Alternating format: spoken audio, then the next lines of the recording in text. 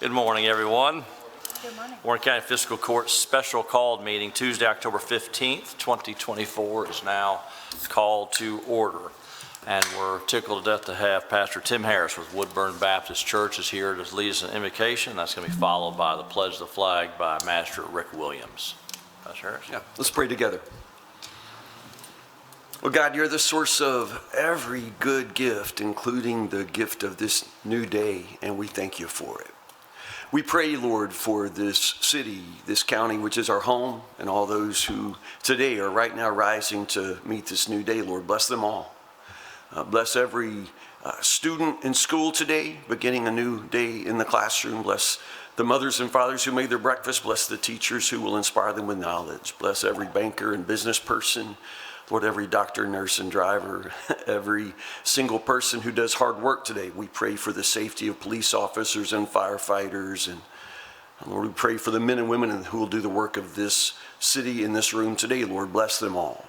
We pray that every word spoken, that every deed done, that every decision made will somehow work for the good of others. God, help us through all we do today to look intently into the faces of those around us and see not the face of a single stranger, but instead only the faces of people that we can love, neighbors we can love more than we love ourselves. God, I pray that you will bless those today, all of us who are gathered to serve others, Lord. I pray that everything said and everything done, Lord, will bring you praise and glory. These things we ask in the name of the Lord. Amen. Amen. I'd ask that you stand and join me in pledging allegiance to our nation's flag. I pledge allegiance to the flag of the United States of America and to the republic for which it stands, one nation, under God, indivisible, with liberty and justice for all. Thank you, Pastor Harris. Thank you very much. All right, clerk, please call the roll. Esquire Lawrence. Here. Esquire Aldridge. Here. Esquire Lasley. Here. Esquire Cummings. Here. Esquire Williams. Here. Esquire McWhorter. Next item is approved minutes of the fiscal court meeting on September 26, 2024. Motion by Squire Cummings, second by Squire Aldridge. Discussion or questions or corrections? Please call the roll. Esquire Lawrence.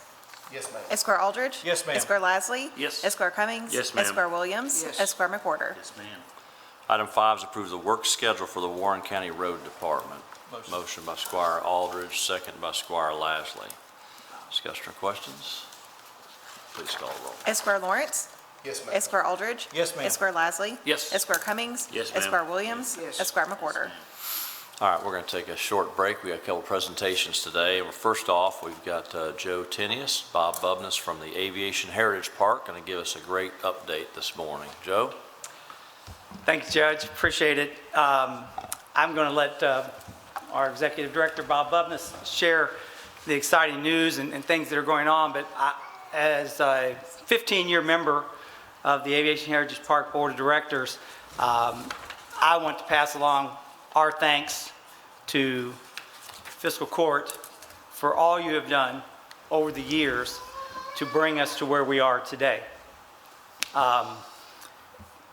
I guess 18 or 19 years ago, when Aviation Heritage Park was just an idea and a dream, Judge Buchanan and those who sat in these chairs before you were on board.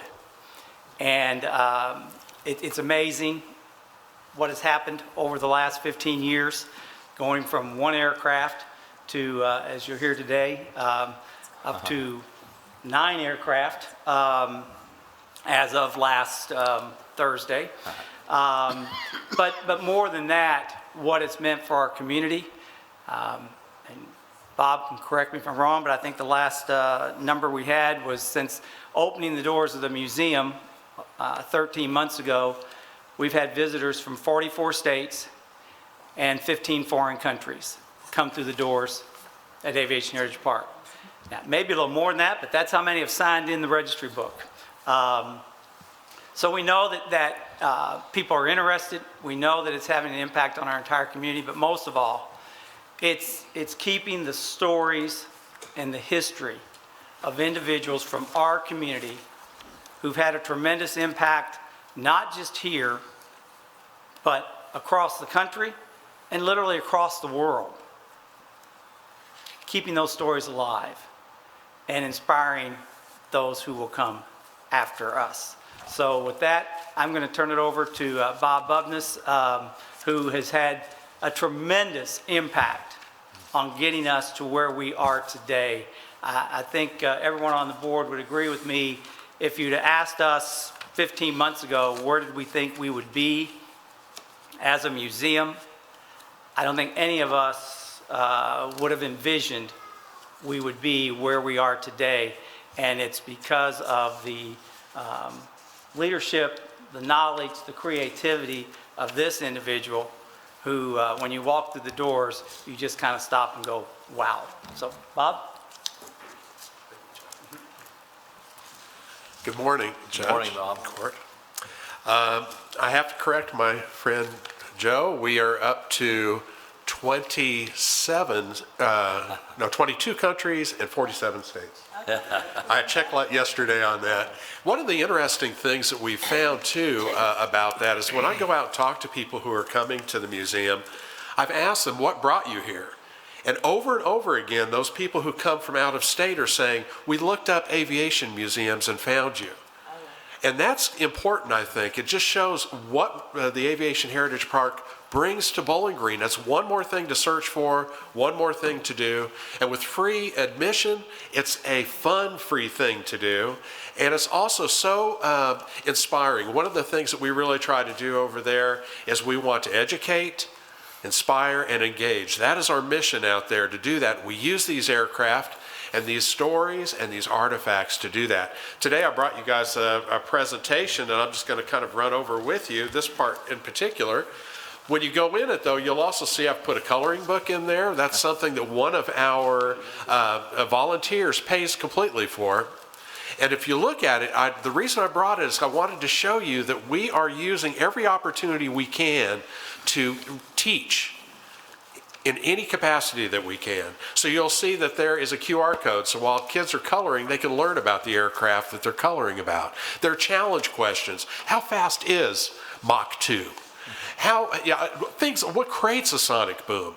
Those are the things that we're working with. And thanks to Joe Tenius and his connections within the education community, Terry Stice with GREC, Julia Robertson from the Gatton Academy. We've got this core of really key educational professionals there helping to drive all of this. And we recently got $65,000 worth of educational equipment to develop programming on. And one of the reasons I think that's happening is because people are attracted to the work we're doing. And I really do have to thank all of you guys for everything that Warren County Fiscal Court has done. Over and over again, I've heard we wouldn't be here without you guys, and I see the evidence of that. So I thank you for the opportunity to be able to be here today. On the first page, you'll see that we've gone from a sketch to a wide open museum. And one of the things that I really love about this place is when you hear little kids come in, they almost always squeal. They see this great big aircraft, and they see this other aircraft suspended. And we're not, the Dayton Museum, but you know what? We are special. We focus our attention on the stories to such a degree that when people walk in, they've got an experience that's going to teach them something and hopefully leave them inspired. We've got 3 interactive screens that allow people to be able to dig in and learn more about the aircraft and the aviators. And over this last 365 days, we have decided to launch with a bang. We didn't want to just open the doors and have that be it. A lot of museums probably would have just done that. But we have had 5 museum openings, and each one of these we get out the word out so the people will come out and realize there is something really fun to do here. Obviously there was our grand opening, and then the River Rats grand opening. You'll see a picture of that at the top of that second page. We also had the opening of our space shuttle exhibit, where Terry Wilcutt came out and did the unveiling of the 8.5-foot long Space Shuttle, which was built by Rockwell International. This is a piece of space shuttle history. We'll have the room for a space shuttle, but we do have room for this. And it attracted a big crowd. And I love to tell the story, and I may have already told this to you, the Judge, but if it bears repeating, that day when we had this big opening, we had this huge line for Terry Wilcutt, who's a Logan County native, to Joe's point, that we really want to celebrate people from our area. And I noticed everybody was there in line to get his autograph, and he was really taking their time with them. It was really a wonderful thing. And I walked up to this one girl that looked like she was not having a good time at all. She looked so serious. She was probably about 13 years old, and she just could not crack a smile for nothing. So I asked her how she was, and she said, "Fine." Now, I know that reaction because I had a teenage daughter, right? So I thought, okay, well, let's keep going. So what are you here for? Dumb question. She's standing in line, right? And she said something, but what came out of her mouth was profound to me. She said, "I'm going to be a fighter pilot someday, and I wanted to meet one." She could care less that he was an astronaut, but she had put on her fighter pilot face so that he would know that she was just like him. And that was so inspiring to me. And I could tell you story after story after story till the hook came out and pulled me off this microphone. But that happens a lot. You'll see there we also had the exhibit opening of the Thunderbirds, which is the only exhibit like it in the world. We even have the Thunderbird Museum in Nellis asking us to give them some tips and some design ideas, and to give them content that we have already developed, which I'm sharing with them. And then, of course, our own Arnold Franklin, Colonel Arnold Franklin, the guy who designed and led the team that went into Libya and Operation El Dorado Canyon. So those were four, right there's 4 exhibit openings since we've opened. So we've been very, very busy. Our mission, of course, is to educate. So you'll see in the next page, we teamed up with the Warren County Public Library, and we had their summer reading finale program that started at the Corvette Museum and ended with us. And there was all kinds of aviation-themed exercises and whatnot involved in that, and it was a huge success. We're working with kids on the block so that with all of our interactivity, you can go in there and you can learn a lot about all the aircraft, you can learn about the science of aviation, but we also want to connect with young people that probably would not get a chance to have this kind of experience anywhere else. And Kids on the Block are helping us connect. And then we also have 6 flight simulators. Now this is amazing because 4 of these simulators are for kids. You sit down at this thing and it puts you in the sky and it says, "Welcome to your first flight lesson." And it teaches kids how to fly. And if you like that enough, we've got 2 Gleim simulators that can help you get your license. So we're inspiring people with these stories, but we're also giving them a way to take that next step. If you want to be an aviator, the Aviation Heritage Park is a place for you. But I don't want to limit it to that. One of the things that we say there is we want to just inspire people to be the best them that they can be. You may not aspire to be an astronaut or a fighter pilot, but we want to inspire you to be the best that you could be and have those same qualities. Work hard, believe in yourself, attack your future, and you never know what can happen. The next page, we've got Be Inspired, and I already told you about that girl. I didn't finish that story, though. One of the things I said to her before I left was, let me know when you do become a fighter pilot, and we'll do an exhibit for you. And at that moment, the smile came. I saw the braces. She was a teenager again, excited to be validated for her dream.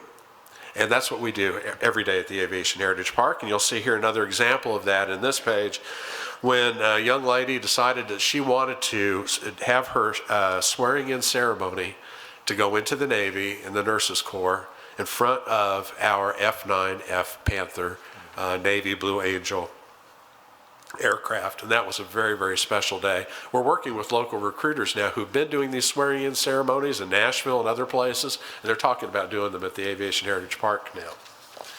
And then finally we get to the F-105. I hope you guys have seen social media on that.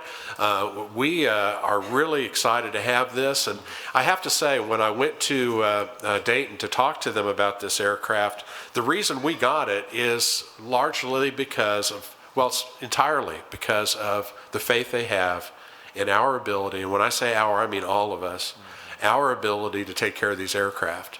Without you guys signing for these aircraft over the years and allowing us to bring these in, this never would have happened. But they see us as a serious museum ready to tell the stories of these aircraft. Yesterday, Thursday, the aircraft came in. It was quite a sight seeing it coming down Three Springs. The wings went on it yesterday. The tail went on it. The nose is going on it. And next year, and throughout the year, you're going to see a fundraising campaign that's all based around this. It's going to be fun, but it's also going to be educational. Everything we do is going to have that educational spin on it. So this is our latest attraction to Bowling Green. Another reason to come is the F-105 Thunder Chief. Hail to the Chief, as we say over there. So at any rate, that's where we're at right now. Next year, I think you're going to see us continue to build on all of this momentum that we have. And that's pretty much all I have for my part of the presentation, other than to say thank you guys so much for your support. We couldn't do it without you. Well, thank you, Bob. It's truly one of the gems of our community, and it's so great. I appreciate the coordination of having the F-105 come here during fall break. Very smart. I noticed that. There's no chance that was coincidence, so it's good. Very good with traffic and everything. But what a fantastic, this park, we're very, very proud of it, and I know the Court has been 100% behind it and will continue to be. It's such a vital part of our community, and thank you for all the hard work you're doing. And Joe, again, what an impact you've made in our community forever. Well, 60, 70 years now, however. But something like that. But thank you for your service too. Yeah, it really means a lot. So, any questions for Bob? Great. Open cockpit Saturday? Saturday, yes, open cockpit. It's a great to go out there. You can climb up there, take a look inside. It's pretty awesome too, so that's great. And we'll also have the flight simulators out so that kids can get on them and get this experience totally for free. They can fly their first Cessna. That's awesome. Yeah, That's great. it'll be a lot of fun. Thank you so much. Yep, appreciate you. All right, Chris Kummer, got a couple things for us. All right, Judge, I travel with friends, and today we have two friends here, and then we have one friend that's online. Danielle Brickner is online, and she was with OI Glass for Good Recycling. Hello, Danielle. I've got Andrew Kirk. Andrew is here as well with OI Recycling, and then we have Elizabeth Newbold. Elizabeth is with us from United Way, and we wanted to talk today about a partnership that we're going to have with OI United Way, if approved today, for recycled glass. I know in the past we've had several different recycling programs at parks. I do feel that this recycling program and the partnership with OI, with United Way, is going to provide some additional opportunities specifically for glass recycling. And with that, I'm going to turn it over to Danielle, and she's going to explain to you a little bit about the program and then the two locations that we are proposing that we start this out at, one at Ephraim White Park and one at Basil Griffin. So, and then we'll come back up here in a minute. Danielle, you good? Yes, thank Okay. you so much, Chris. Can everyone hear me okay? Yes, ma'am. All right, great. Well, I provided some slides. I don't know if you're looking at those right now. You can't tell, but. Yes. Great, all right. Well then, without further ado, we'll just get started. My name is Danielle Brickner, and I'm the Sustainability Collaboration Specialist here at OI Glass. And I was asked to come here today to talk to you about an upcoming partnership opportunity with Warren County called Glass for Good. And Glass for Good is just a community recycling program that we have developed and trademarked here at OI, and I'll be happy to explain a little bit more as we go through these slides. So if we can flip to the next slide. So just to introduce OI to all of you, some of you may not be familiar with us, but we are one of the leading glass bottle and jar manufacturers around the world, and we strive to be one of the most innovative, sustainable, and chosen suppliers of brand-building packaging solutions. And if we can go to that next slide, that here shows a map. Our global headquarters is in Perrysburg, Ohio, which is actually where I'm located. But we have 69 plants across 19 different countries, and we employ about 24,000 people. And actually, we just opened a location in Bowling Green, Kentucky, which is kind of the idea behind this potential partnership and why we're looking to get involved in your community. And actually, Bowling Green just started production recently, so very exciting. If we could go to that next slide, I just wanted to have a ton of sustainability goals actually, but I just picked these 5 because Glass for Good is one of the active steps that we are taking towards these sustainability goals. So first and foremost, we're looking to increase the recycled content to 50% average in our packaging by 2030. We're also looking to reduce total energy consumption by 9%, reduce greenhouse gas emissions by 25%, reduce the generation of waste by reuse and recycling as we drive to be a zero waste organization. And lastly, we want to positively impact our communities in which we operate and collaborate to make glass recycling available in 100% of our locations. So glass recycling and glass reuse specifically is just one of the steps that we are taking toward these very important goals. Next slide there, I wanted to talk about exactly what Glass for Good is. So Glass for Good, like I said, is a program that we've trademarked, but it's unique to other glass recycling initiatives as it actually has a philanthropic component. So we incentivize community residents to recycle their glass by making a donation based on the weight of glass recycled to a local charitable organization. So the circle on this little chart shows the circular economy of Glass for Good and exactly how the program works. So first, glass is collected for recycling at designated collection sites throughout the community. The glass is then hauled to a processor where it's cleaned and processed into cullet. And cullet is just recycled material that's ready to go back into our furnaces and be made into new glass packaging. And that's exactly what happened. That glass returns to OI and is transformed into new glass containers. And those glass containers are filled, shipped, and sold for consumer use. And then we hope that those very same containers make their way back into our recycling stream again and again. You'll notice there though that there's a little offshoot to the right with those purple arrows. And so the weight of recycled glass is converted to a dollar amount, actually per ton of glass. And those dollars are donated to a local charity. Through the Warren County program, we've selected United Way of Southern Kentucky. I've had the pleasure of being connected to Elizabeth Newell, who's there with you today. And I'm really looking forward to this partnership and really hoping to make a positive impact within your community. We have 4 active Glass for Good programs currently.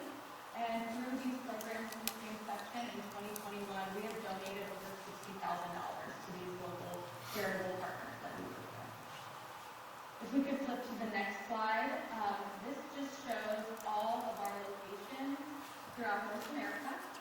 And you'll notice that a few of them have a little gold icon rather than that purple dot. And those indicate the locations that currently have Glass for Good programs, and then we are hoping to make Bowling Green another one of those. As I mentioned, we have 4 active programs, but our 2 Pennsylvania locations, Frenchtown and Broadway, are actually within the same county, so they just have 1 program that both stand for. But since we launched these programs, we have recycled 1,325 metric tons of glass, and in 2024 alone, we've recycled 228 tons. And then if we could just flip to the next slide. These are the containers that we have purchased and are planning to donate to Warren County. And actually, a few of the people in that photo are a few of our Bowling Green Kentucky team members. We have 2 of these containers, and we're very grateful that the Warren County Parks and Recreation Department has offered us to place them at Basil Griffin Park and Efron Park as Chris mentioned. I also just want to note that we will be donating these containers completely free of cost to the county, and we will also be absorbing hauling expenses, so this program is kind of no cost to the county. And then also on the right there, I just noted what materials we're actually looking for in the recycling bin.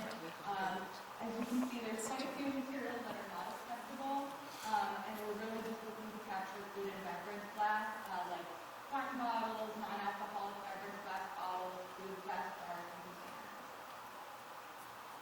So we can just look to that last slide. That is all that I have for you today. Thank you so much for the time. I'm happy to answer any questions, and I've included my contact information on there as well. And then, as Chris mentioned, Andrew Kirk, one of our team members in Bowling Green, Kentucky, is also there with you in person, so he would be happy to take any questions as well. Thank you so much.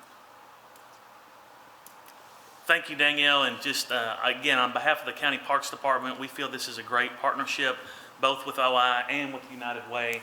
The 2 locations that we've selected based on lessons learned from the past These locations are actually under camera for us. So for shenanigans that have happened with previous programs, we feel that these are secure locations. We can easily manage these locations. The containers that Andrew and Danielle would provide actually have it's kind of a circle area that you actually put the bottles, a little bit unlike other containers that we've had previously. And we fully support this as a department and hope that you all will consider this program for the joint benefit of our community. Great. Any questions for Chris or OI? Would you mind going over, and I couldn't read it because of the size of the type, the things that are not acceptable for recycling? Absolutely. Sorry about that, you guys, but it was too small. But yes, so windows, mirrors, light bulbs, solar panels, heat-resistant glass, which would be like Pyrex, drinking glasses, and then computer and TVs. And so they are, all of those materials are either made of, different types of glass, and they all have different melting points, so they cannot go in the furnace. So that's the reason that they're not. Thank you. Great. Well, Danielle, we're excited to work with OI Glass. It's a fantastic organization. We're honored to have them in the Trans Park. They just opened up. They've got that, I can even say it, that Magma proprietary technology that they are a world leader in glass bottles. They understood there was some bourbon being manufactured in Kentucky, and so it's a great thing. But what they specialize is, as you can imagine, if you had a creative new brand and you wanted to make bottles, you're going to have to make a ton of them to be cost effective, and they have the technology to make small batches well, which is unbelievable. But what a great corporate partner. We are blessed to have them in the community, and we're happy to do this.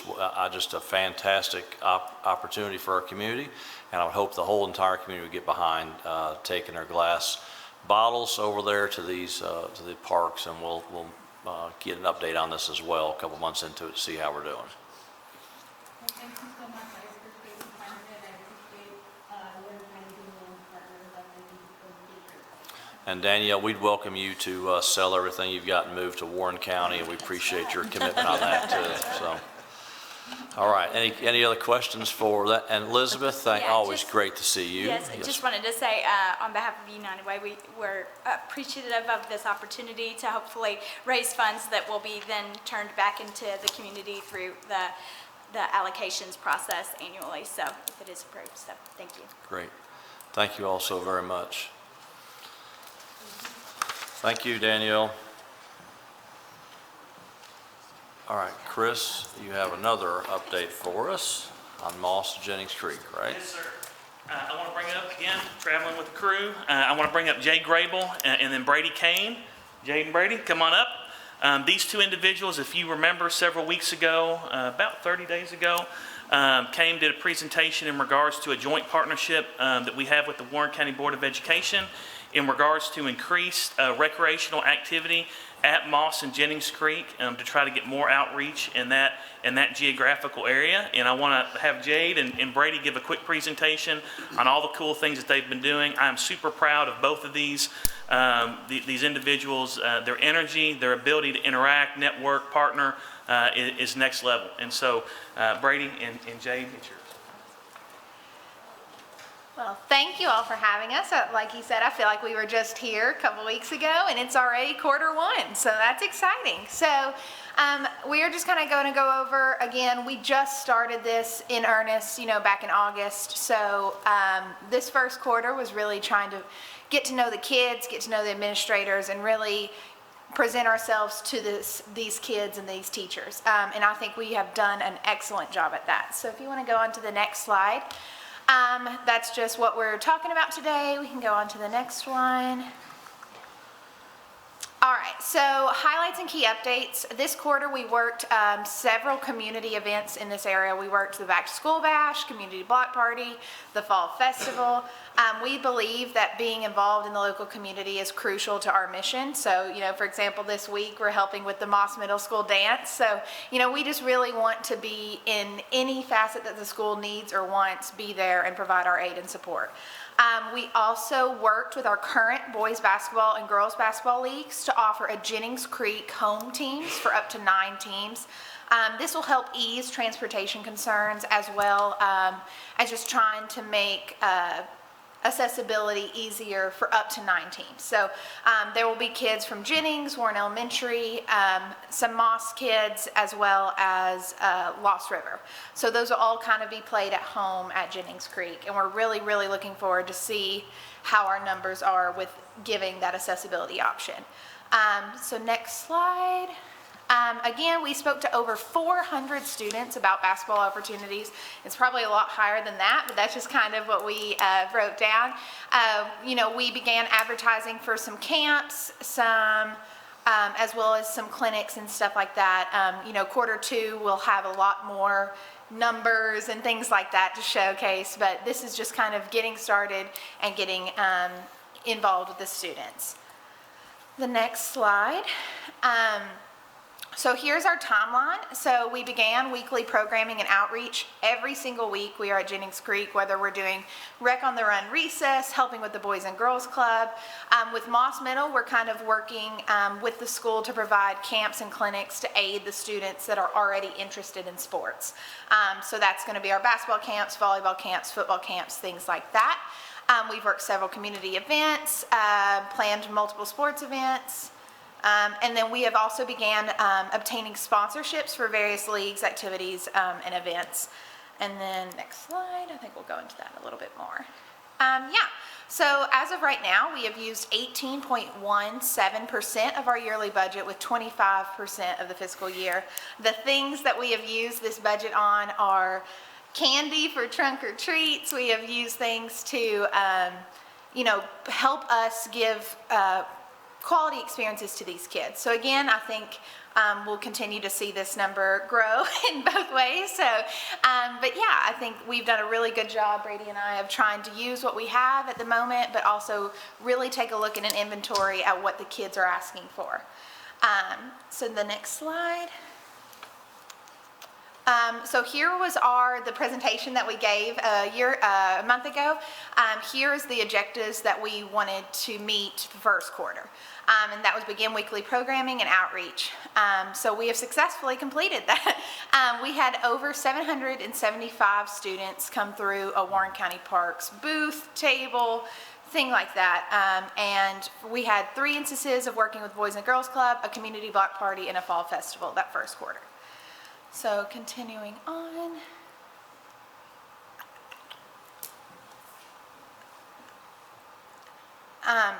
So here was the goals of the quarter was to provide 1 athletic program a week, which we kind of started right at the end of quarter 1. We are continuing that into quarter 2. Partners with various community groups and organizations. I'm actually going to let Brady kind of talk about what we're looking to do with our sponsorships as he is really taking a good control over that. And then send mailers out to residents. We have already sent Survey Monkeys out to the administrators at Jennings Creek. This week we are sending it out to Moss. Once we get those responses, we hope that'll kind of give us some more intel. So the next slide, we're almost done. Updates, working on several projects for quarter 2. Again, those are those camps, clinics, weekly offerings, and then we are also working with individual Cody Wilford, and we will hopefully in the very near future create multiple Western Warren County sports leagues.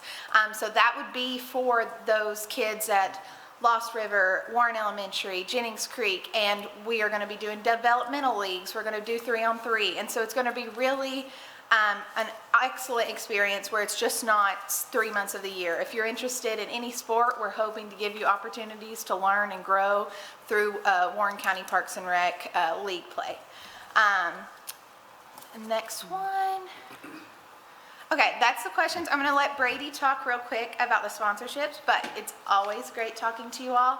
If you have any questions, there's my information, but I think this project has given me so much hope, and every time I leave, I call Chris, I'm like, oh, like this is so wonderful. So it's just the best thing ever. But I'm going to let Brady talk about sponsorships, and yeah. Good morning. Pleasure to speak with you all this morning. We are in the process right now of trying to reach out to local organizations, businesses, trying to organize sponsorships for a variety of different initiatives. One of the largest is just to try and remove the financial barriers to participation for students and families. We've spoken to a lot of families at the public events we've been to over the past month or two. And what many of them have said is that they'd love to participate in sports here in Warren County, but they just can't because of that financial barrier. Like, for instance, we had one parent who said that she had 5 children who would all love to participate in league sports, but she can't afford to register and pay for all of them, and wouldn't really be fair to pay for just one. And so trying to help remove some of those barriers we expect would improve participation immensely, so that's something we're certainly trying to help with. Also, any opportunities we have to try and help these schools with things that would improve sort of the quality of their athletics for their students. For instance, Moss Middle School, they have a soccer field out back with effectively no infrastructure right now. They have movable lights that are generator powered, no scoreboard. So something we spoke with their principal about was trying to align some sponsors to help us fund a new professional quality scoreboard for their soccer field so that the students can really enjoy their games a little bit more, and then also great experience for the parents and the fans who might want to come see those games. So quite a lot of things we're working on there, but hopefully we can get some community partners and businesses behind us and help us support those initiatives. Awesome, awesome. All right, any questions for Jade or Brady or Chris? I just want to thank Fiscal Court for allowing us to have the opportunity. The 2 individuals behind me, they are quality professionals. They have the energy, they have the motivation, they have the drive, they have the vision. Phil Moore, when he hired me 24 some odd years ago, said, Chris, you have $5,000 and that is your job. You've got to program and create program content for 12 months out of the year, and you've got to produce. And I gave both these individuals, Brady and Jade, a number. I said, we're going to make this thing work. There is nothing out of bounds in regards to creativity, and let's tear this thing up outside the box. And I am so proud of the work that these 2 individuals have done. I am so proud and so honored to work for a county government that supports quality of life and the initiatives that we have to try to better serve all constituents, all kids, all families in our community. And it's an awesome time to be recreating in Warren County. So a huge thank you to Brady and Jade, and look forward to coming back in Q2 and filling you in about all the cool stuff that they're doing on that side of town. Yeah. I want to thank Fiscal Court for investing in that. It's a much underserved area. All kids deserve the opportunity to be kids and to learn sports and to be with other kids and to do those things, and what a fantastic thing. I'm proud of this court for investing over there. It's going to be a great thing for us, and already taken off. So Jay and Brady, thank you for the hard work you're doing. What an impact you're making for generations, so we appreciate that. Any questions for them on that? Great, thank you all so very much. Okay, we'll get back to our regularly scheduled agenda. Item 6, approve a 1-year Glass for Good agreement with Owens Brockway Glass Container, Inc., OI Glass, for recycling services Basil Griffin and Ephraim White Parks. And again, as was mentioned in the presentation, this is offered at no cost to the county. Motion by Squire Cummings, second by Squire Aldridge. Discussion or questions? Please call the roll. Esquire Lawrence. Yes, ma'am. Esquire Aldridge. Yes, ma'am. Esquire Lasley. Yes. Esquire Cummings. Yes, ma'am. Esquire Williams. Yes. Esquire McWhorter. All right, next item, we're happy to have Karen Roby and Gil Johnson here from ELPO. Gil is paid by the letter, and so I'd like to read this resolution right here. No, it's a great day, and then we'll have Gil come up and explain a few things. But item 7, approve resolution 2423 encouraging and inducing Clark Distributing Company, Inc., its subsidiaries, affiliates, successors, and/or assigns to proceed with the acquisition, development, construction, and operation of an industrial building by agreeing to undertake the issuance of industrial building revenue bonds in an aggregate principal amount not to exceed $180 million, issued in one or more series and/or denominations, agreeing to a memorandum of agreement, lease, and a payment in lieu of taxes agreement, subject to final approval of an incentive package provided by the Commonwealth of Kentucky, and agreeing to take such other action as necessary or required to authorize the issuance of the bonds and authorize the judge to sign all related documents.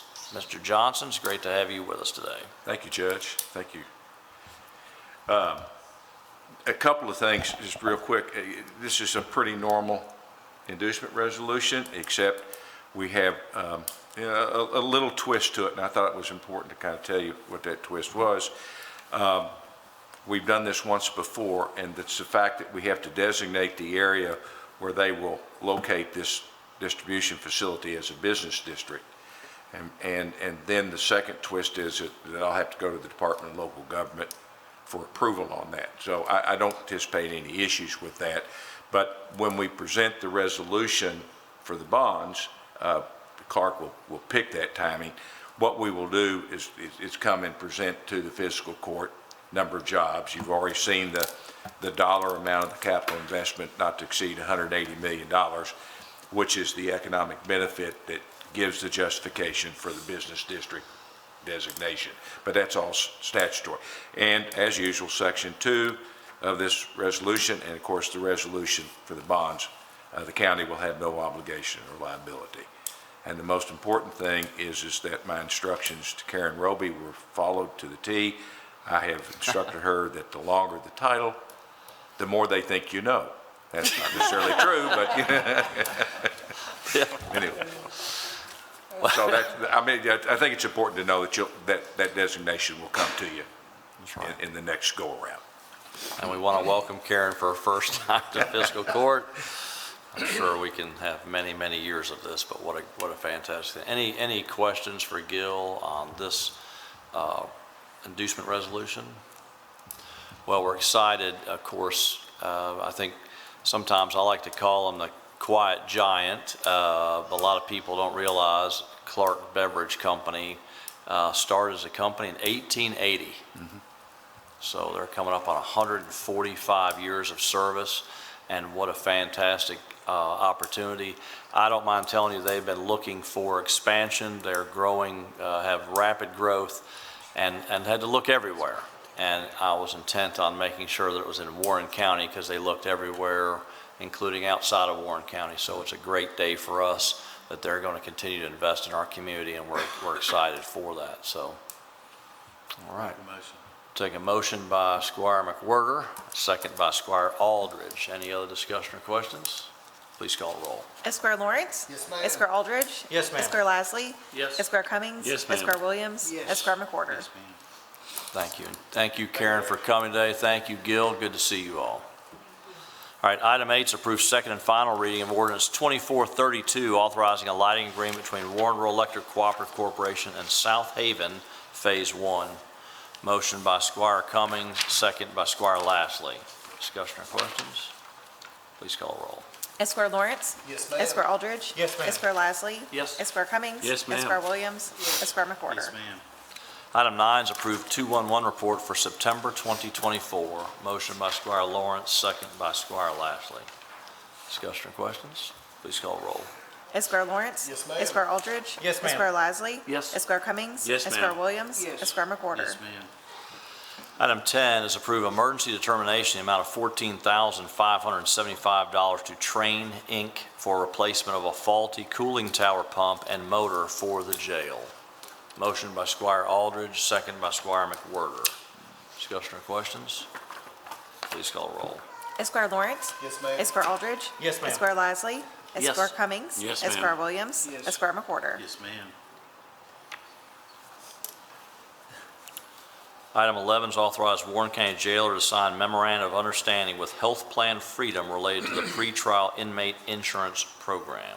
Motion by Squire Lawrence, second by Squire Lasley. Discussion or questions? Please call the roll. Esquire Lawrence?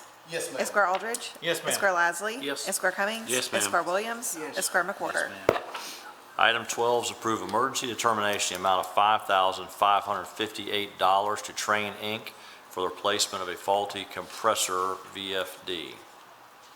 Motion by Squire Aldridge, second by Squire McWhirter. Discussion or questions? Please call the roll. Esquire Lawrence? Yes, ma'am. Esquire Aldridge? Yes, ma'am. Esquire Lasley? Yes. Esquire Cummings? Yes, ma'am. Esquire Williams? Yes. Esquire McWhorter? Yes, ma'am. Item 13 is accept bid from Witt's Concessions for concession services for all parks facilities for 24 months with a potential 12-month extension. The bid is for 7.5% of profit after cost, no less than $12,000 per year, to be returned to the county. This was publicly advertised and was the only bid received. Motion by Squire Cummings, second by Squire Aldridge. I would like to congratulate and also happy to work with Witt's Concessions. They do a fantastic job at all of our parks. I have to deal with them all the time, and they have great people out there, so I'm excited about that.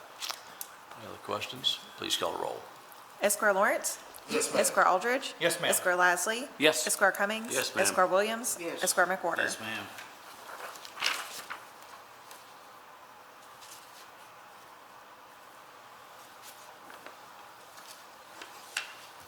All right, one moment, please.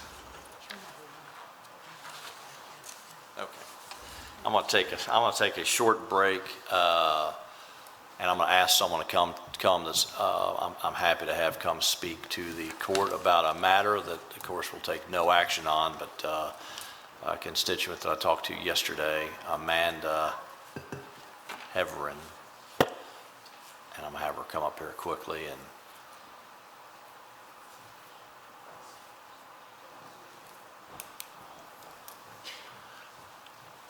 and Amanda, if you just state your name and your address for us, that'd be great. Amanda Heverin, 107 Timber Ridge Court, Alvaton. Okay, thank you. Thank you. I'm going to keep it short and sweet for you guys. I've spoken to a lot of you about the wolf hybrids over off Kirby Poe Road. This is nothing new. There has tended to be lots of complaints all the way leading up to 2000 where there is an animal attacked by these wolves. As you can see, I've got a rowdy 1-year-old, and I apologize for having to bring her, no babysitter today. So we definitely fear for our kids that are out on our 5 acres, just running and playing around with their dog. Sorry.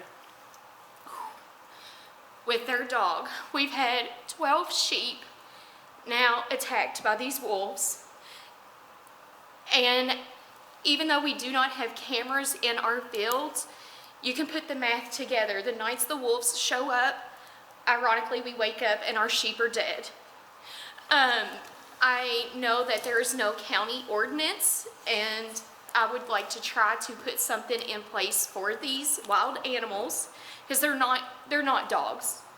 They are wild animals. They are wolves that are being bred, and recently being bred with his doodles.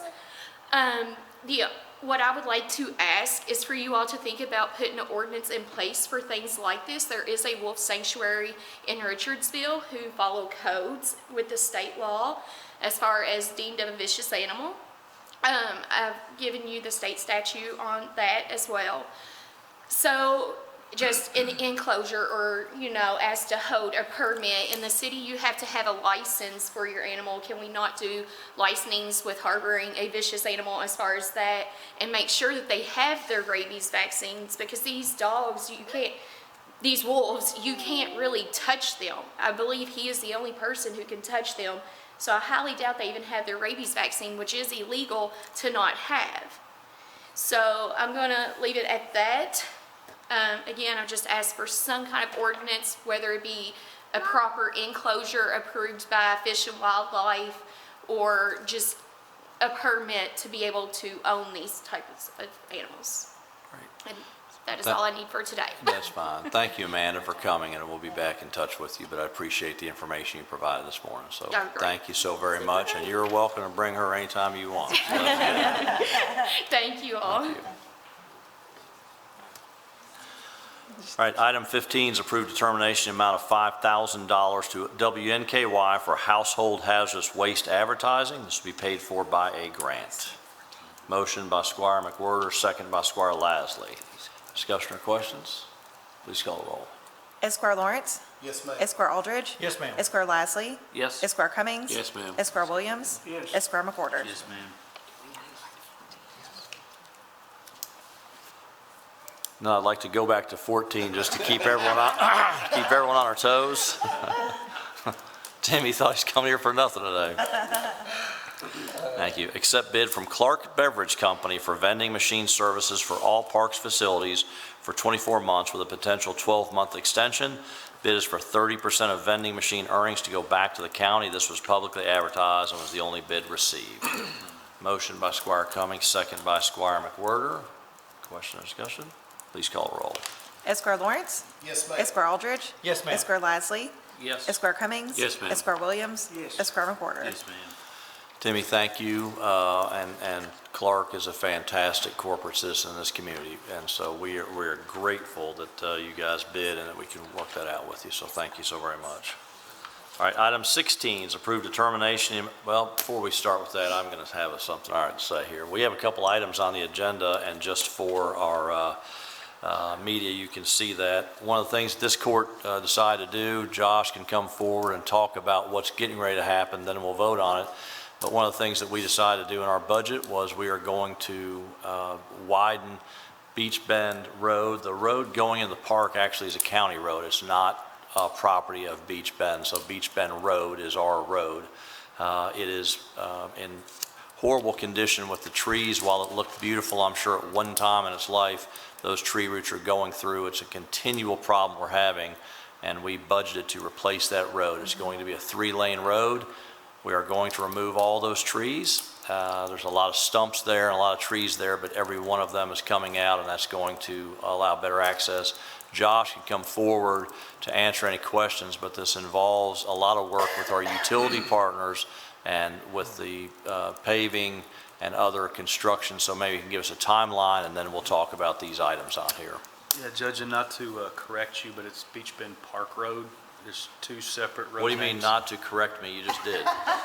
So to correct you, yes.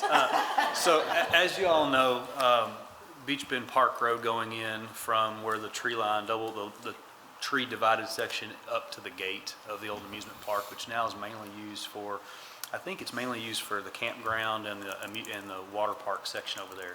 It's actually a county road. So what we're looking to do is, as Judge said, is to try to continue the 3-lane section we did on Beach Bend Road several years back, carry that on into the park. We're doing it for a number of reasons. Number one, it's maybe our largest tourism facility or event venue in Warren County. Also, there's a lot of safety issues there. Like Judge said, a lot of trees right on the side of the road. We've got a lot of utility poles that are inches off the pavement. So we've worked with Beach Bend. They're going to allow us to move to their side of the road on, which I guess that'd be the north side of the park road, and widen. Actually, the widened section is probably 8 feet, but when you take out that middle section with trees and you make that a solid section of asphalt, you'll be able to pick up 3 lanes. That'll allow some flexibility in moving traffic 2 lanes in or 2 lanes out, depending on what event we've got there. It's going to help us with some of these large motorsports events, but I do believe you'll see some additional events happening that have not been happening here yet because we now have a little better access in and out. As Judge alluded to, the utilities have to be moved. We actually have both BGMU and Warner Electric on the same stretch of road. So we've worked with both of those. Warner Electric is going to allow BGMU to join on their poles. So now we're only going to have 1 set of poles, which will eliminate everything on the right-hand side, what I'll say on the Garvin side, which is so close. So what you have seen already is one of our tree contractors that we bid yearly, Runner's Tree Service, started taking out the trees from Beach Bend Road back around to where the end of the divided section is. They're now working on the rest of the way in. We bid those separately just to see what we needed. So that's happening in 2 phases. Scotty's Contracting, you'll see, was the low bidder on this job. They have turned in a set of preliminary plans on my desk and Billy Joe's to review. But what you're going to see is those roller coaster hills will be adjusted some. Some will come up, some will come down. They'll still have that same feel to where we allow the drainage to go the same and keep that same feel coming into the park, but it's going to be safer. And then we'll relocate their fence back. Utilities will move. Judge mentioned the time frame. It's pretty tight. We want this done by the end of December so that when we start up in the spring with new events out there, that we're not disrupting anything that Beach Bend has. So what you're likely going to see is a total road shutdown here probably within the next 30 days, if not sooner, where we'll shut that road down. Beach Bend has worked with us. Brock and Charlotte both have worked with us on how we will get access into the park, which will come in through one of the back roads. Some of you all may remember where the old dairy was. There's a road that runs between there, so they'll direct all their traffic that way to allow us to just work on this road quickly. So we'll be a little weather dependent, but the goal is to have this road done by the end of the fiscal, by the end of the calendar year. And then we'll have some things like, grass growing, and we're working with Beach Bend about maybe some trees to replace some trees so we can get that feel that we had back out there, but definitely a safer and more flexible road, if you want to say that. Great.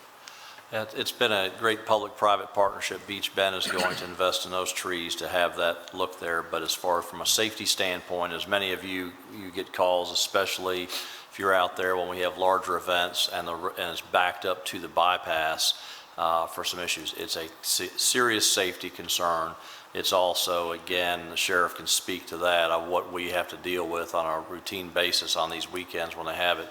But on top of that, at over 600,000 people per year that attend events out there, from a tourism standpoint and from our economic development standpoint, excited to get this project underway. So, any questions for Josh on that? Hey, Josh, I have a question. I was out there the other day and I saw that they'd already cut the trees going into Beach Bend.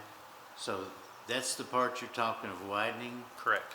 Okay. So the what about back, say, starting at the railroad? Well, that section of road is actually in both jurisdictions. It's partially in the city, partially in the county. Right. There have been some discussions about the feasibility of a road widening through there. It's difficult with the railroad. It's awfully difficult with how close we'd be to the river on one side, and there's a very large sewer lift station there that would have to be figured out. We kind of thought right now is what the county could do and what we could do to make that better. This was the first section to start. A future project may come. It gets discussed fairly frequently. I think the feasibility of it with just what the cost would be is difficult. But obviously that would be something that would also help improve that. But we've also got to be mindful of those residents that have homes fairly close to the road. If we were to widen that road in either direction, we could really negatively impact what is some of our historic homes through there and some of our more I don't know. There's just a lot of history on that section of roadway, going up to the country club and even beyond that. All right, thanks, Josh. All right, item 16 is approved determination amount of $47,363.58 to Warren Rural Electric for relocation of utilities on Beach Bend Road, single source vendor. So moved. Motion by Squire McWhorter, second by Squire Aldridge. Discussion or questions? Please call roll. Esquire Lawrence. Yes, ma'am. Esquire Aldridge. Yes, ma'am. Esquire Lasley. Yes. Esquire Cummings. Yes, ma'am. Esquire Williams. Yes. Esquire McWhorter. Yes, ma'am. Item 17 is approved determination amount of $82,996.43 to BGMU for relocation of electric service on Beach Bend Park Road. That's a single source vendor. Motion by Squire Lasley, second by Squire Lawrence. Discussion or questions?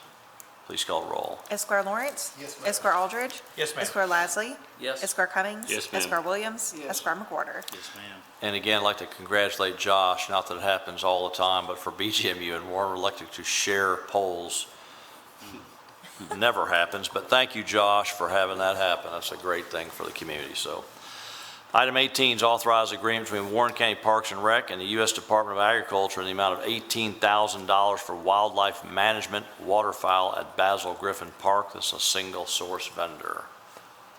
Motion by Squire Lasley.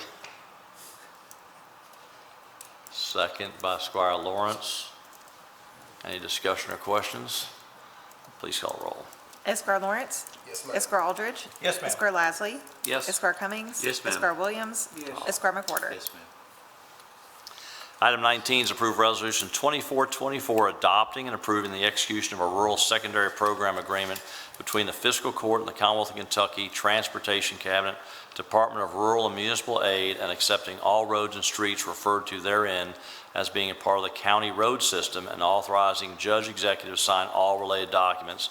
This is for the flex funds reimbursement in an amount not to exceed $365,612 for bituminous resurfacing of Small House Road and Norris Road. Motion by Squire Cummings, second by Squire McWhorter. Discussion or questions? Please call the roll. Esquire Lawrence. Yes, ma'am. Esquire Aldridge. Yes, ma'am. Esquire Lasley. Yes. Esquire Cummings. Yes, ma'am. Esquire Williams. Yes. Esquire McWhorter. ma'am. Item 20 is approved first reading of ordinance 2433, setting aside ordinance 2409 and authorizing a lighting agreement between Warren Rural Electric Cooperative Corporation and McClellan Crossing Section 3, Phases 1 and 2. Motion by Squire Cummings, second by Squire Aldridge. Discussion or questions? Please call the roll. Esquire Lawrence. Yes, ma'am. Esquire Aldridge. Yes, ma'am. Esquire Lasley. Yes. Esquire Cummings. Yes, ma'am. Esquire Williams. Yes. Esquire McWhorter. Item 21 is approved determination amount of $6,500 to the Builders Association of South Central Kentucky for a cornerstone partnership, and this is paid for by Stormwater. Motion by Squire Lasley, second by Squire Williams. Discussion or questions?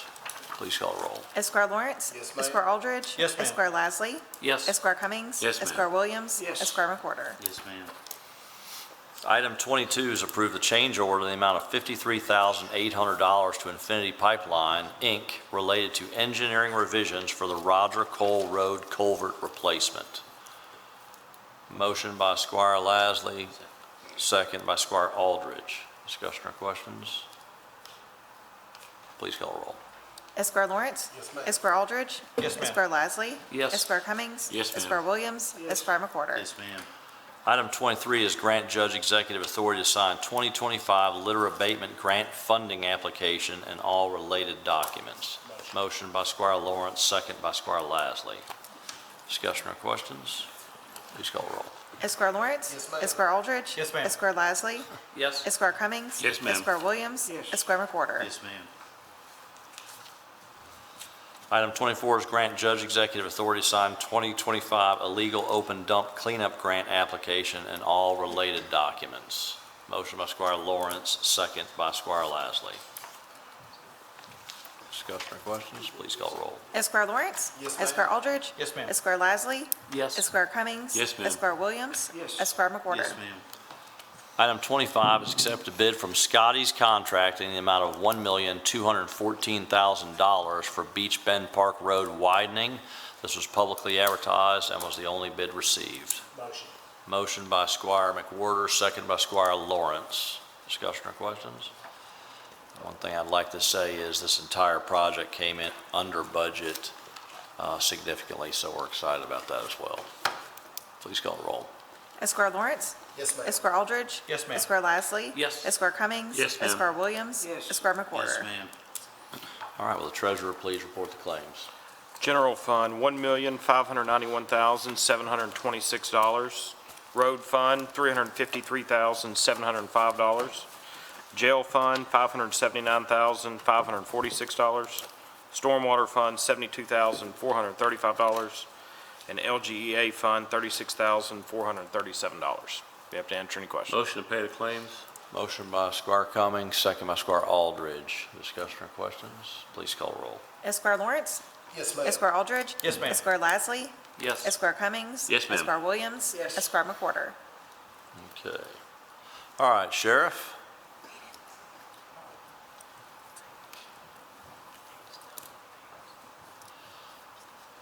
Good morning. Sorry for being late. I was speaking with all the election folks down with Lynette this morning. So I just want to remind everybody that's up and coming.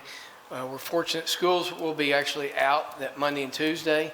And so we will be pulling some of our resources. We'll have SROs available to have at all of our campuses, just to voting centers, just to make sure. I know there's been some things nationally.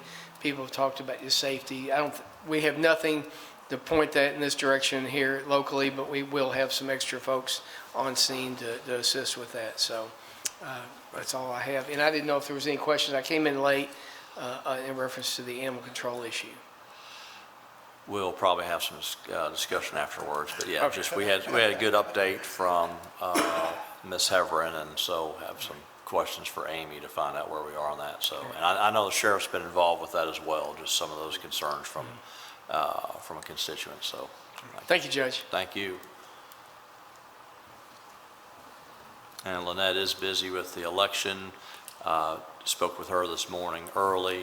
Again, for all election information right now, go to that warrencountyky.gov, our webpage that will put that out there, has every information for everyone who is registered to vote and how they can go about doing that.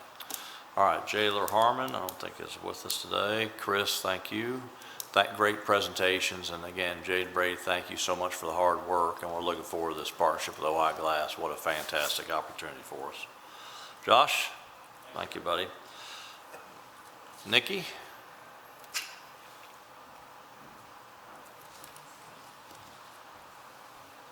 Just real quick, Household Hazardous Waste Day. Household Hazardous Waste Day is October 26th from 8 to 1 at Salt Barn, Lauren Avery. You'll be seeing ads and stuff go out shortly, so just keep that in mind, and everybody bring me your hazardous stuff. That's great. Well, yeah, anyone's got any nuclear material or anything, just bring that to Nikki, but drop it off the office. She'll take it out there for you.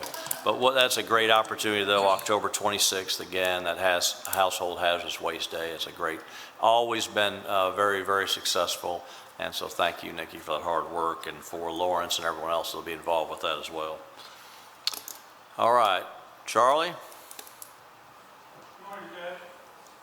I'll just point out to the court a couple of things. Number one, we are continuing operations on recovery of the drowning victim, our second one in the past few weeks.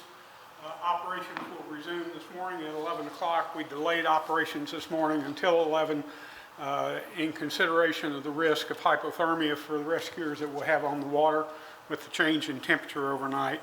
Also wanted to make you aware that we have continued to work on removal of the cars from various water locations in the county.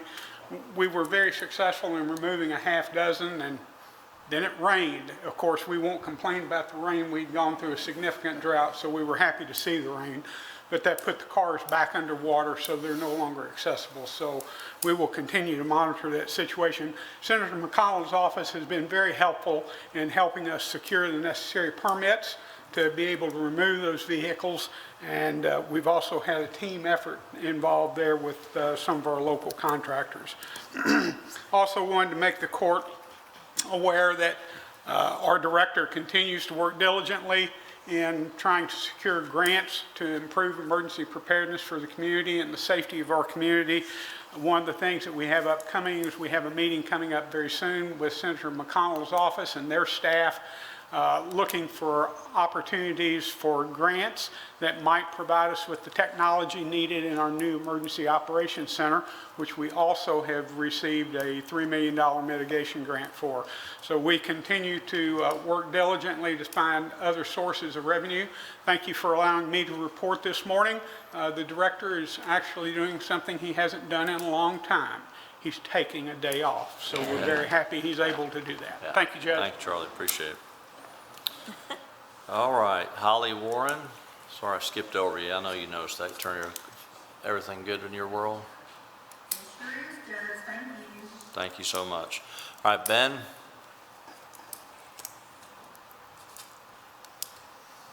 Just real quick, I just want to let everybody know that we have kicked off the transportation plan, the 2050 transportation plan, where we're completely redoing, taking a fresh look at all the transportation in the entire county, starting with Harvest Festival this Saturday. We will have a booth down there. Gresham Smith is our consultant doing that transportation plan. We'll start taking public input on whatever you want to tell us as far as the way transportation goes. First, we'll start looking at goals and objectives, looking at the projects we currently have on the books, and trying to identify any new projects that we may want to see in the county, and just figuring out that lovely system that we have now and how we might improve that over the next 20, 25 years. And then there'll be another public input process once some of that information is distilled at a later time. Projected completion date of this plan is this upcoming summer, 2025. We hope to have that wrapped up about August, September. So this is just the start of the process, but we need all the input and the help we can get. We like to think we know everything, but we don't.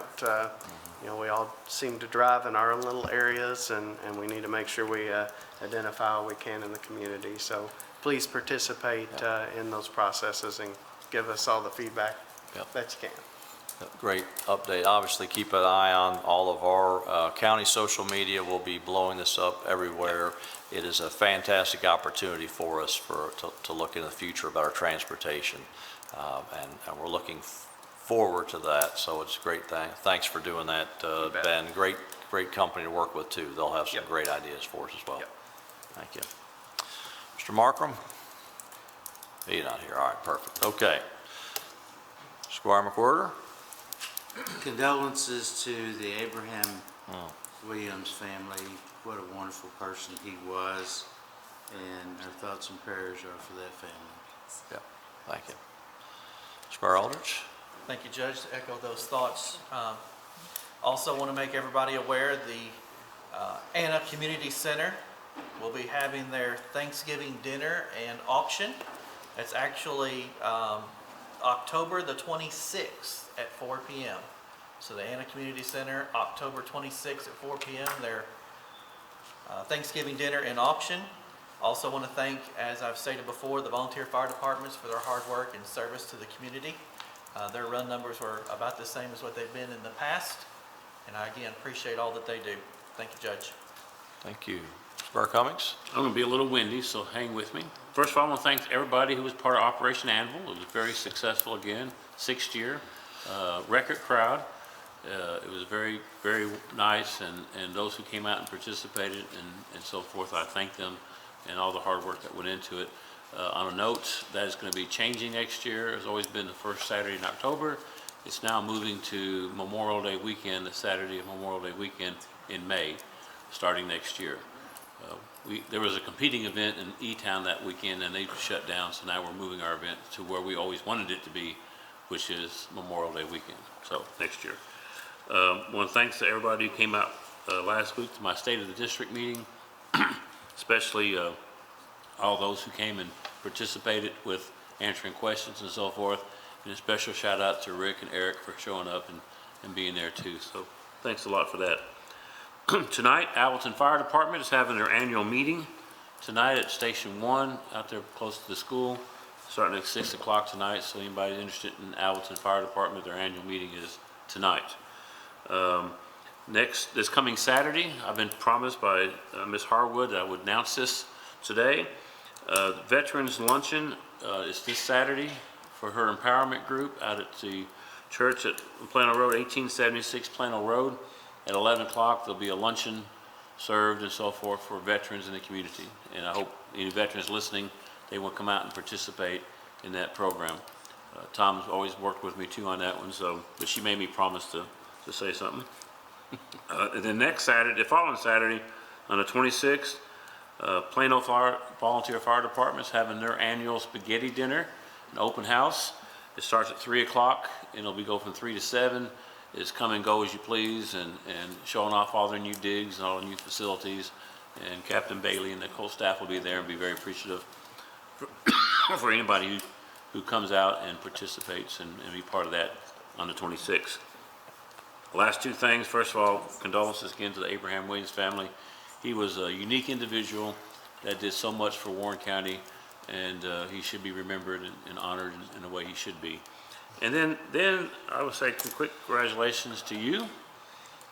You had a little event 2 Saturdays ago, kind of important, and congratulations on that wedding. And Miss Amy, same way. You all had a pretty cool event this past weekend, and congratulations to all involved. And I always told the men to show up and say I do, and you have no problem making it work. So congratulations to both of you all. I know both big important events in your lives, and I'm going to say congrats. Thank you very much. Thank you. Squire Williams? I don't know how I can follow all that. That's a wonderful report from the other side of the room, and I echo all those comments.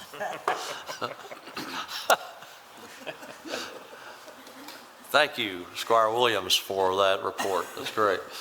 Squire Lawrence. Yeah, I just want to also offer my condolences to the Williams family. You know, he was a friend of mine. I worked with him a lot. He was a great guy. I'm going to miss him really bad. Yeah, great guy. And thank you, Judge. Thank you, Mayor. Ron for going ahead and doing that announcement for David. I was gonna get it if you did. That's great. Squire Lasley? I'll just reinforce certainly the impact that Abraham Williams had is significant. We worked with him on several projects up on the Hill, and his legacy is going to be long-lasting and far-reaching. Yep, thank you. All right, Treasurer Burrow? Thank you, Judge. Well, thank you. All right, Ms. Chandler? Thank you, Judge. I wanted to certainly send out my condolences to the Williams family. Dr. Williams certainly touched so many lives and made a true impact on our community, and it's a tragic loss for all of us. And then on a lighter note, I'm going to let you say congratulations to yours, but I'm going to say congratulations to Abby and Parker Thomas. They were blessed to have wonderful weather on Saturday, October the 12th, and Hale Farms was lit up that night. We had a great time, so they're off enjoying their new life together. So we're thrilled for them. Congratulations. Awesome. Congratulations. Ms. Cummings? Thank you, Judge. Oh, thank you. Deputy Judge Downing? I just want to echo the sentiments to the Williams family. Abraham was always fantastic to be around. Yep, yeah. So I was very great comments. I was blessed. They had a couple events in town, and Thursday, October 3rd, they had a roast for Abraham Williams, and Abraham had called me about 3 months before to ask if I would MC that event. And in all honesty, my son was getting married Saturday, and I remember looking at the calendar and saying, no, it's the last thing I need to be doing. I had so much going on. And what a blessing it was to go. It was one of the greatest events I've ever been to. He had friends, and of course there was about 400 people there, but he had people from his past lives, from Alabama, from all over the country that came and spoke, and they did such a great job. And it really, truly was an unbelievable thing, you know, where everyone poked fun at Abraham, because again, I've always said, Peanuts Gaines, Steve Wilson, Abraham Williams could say anything to anyone and no one got offended. I have no idea how they were able to do it, but it was truly an unbelievable night to honor Abraham Williams. And this is a guy that came here in the mid-90s. There was a lot of issues going on at the Housing Authority of Bowling. I was going to tell you, it was not a great time. He is a uniter, someone that did not care where you came from, what your last name was, what you were about. He wanted to work with everyone. This court has been very great partner with the Housing Authority of Bowling Green, including a development we're doing right now that we were able to invest in, that Tom Lawrence was very heavily involved with, to get money to them for single-family housing that they're doing. And I would hate to be the next. Katie Miller's going to do a fantastic job, but he retired about 4 months ago, and it's one of those things. It's hard to replace him. She's got her hands full, but this community has its hands full of trying to find someone that made an impact like Dr. Williams did. The guy, just the greatest guy in the world, and it's a big loss for our community. So we'll keep their family this week while they're making arrangements and keep them in that. So yes, I did have a great wedding. The 5th, Joey, my son Joey, got married to Megan, and they landed, by the way. They had a great honeymoon in Curacao. They went down there for a week. They landed at 12:05 Sunday night. I mean, I know that because my wife volunteered for me to pick them up from the airport.